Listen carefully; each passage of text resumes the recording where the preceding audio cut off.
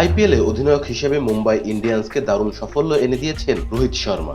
তারই ধারাবাহিকতায় বিরাট কোহলির কাছ থেকে পেয়েছেন ভারতীয় জাতীয় দলের অধিনায়কত্ব। রোহিতের অধিনায়কত্বের ভারত দুর্দান্ত ক্রিকেট খেললেও কিছুতেই আইসিসির শিরোপা ধরা দিচ্ছিল না। টেস্ট চ্যাম্পিয়নশিপ ও ওয়ানডে বিশ্বকাপের ফাইনালে হেরে হতাশা নিয়ে ফিরছিল তারা, কিন্তু গত 2 বছরে ভারতকে টানা 2টি আইসিসি শিরোপা জিতিয়ে নিজেকে অনন্য পর্যায়ে নিয়ে গেলেন রোহিত।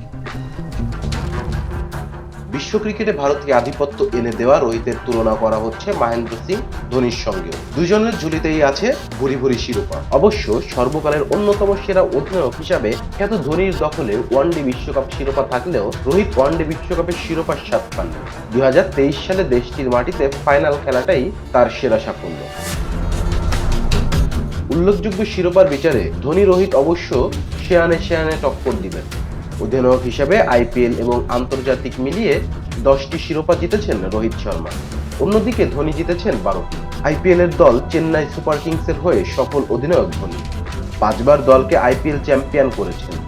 2010 সালে প্রথমবার শিরোপা জেতানোর পর 2011, 18, 21 এবং 2023 সালে চেন্নাইকে শিরোপা এনে দেন।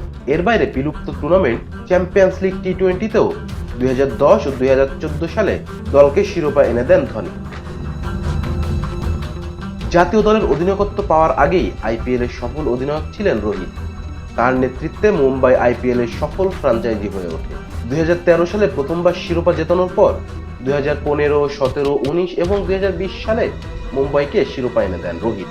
এর মাঝে 2013 চ্যাম্পিয়ন্স লিগ ট্রফিতেও জিতিয়েছেন মুম্বাইকে। Rizwan Islam, B sports. Please subscribe our channel to get more information about Cricket World.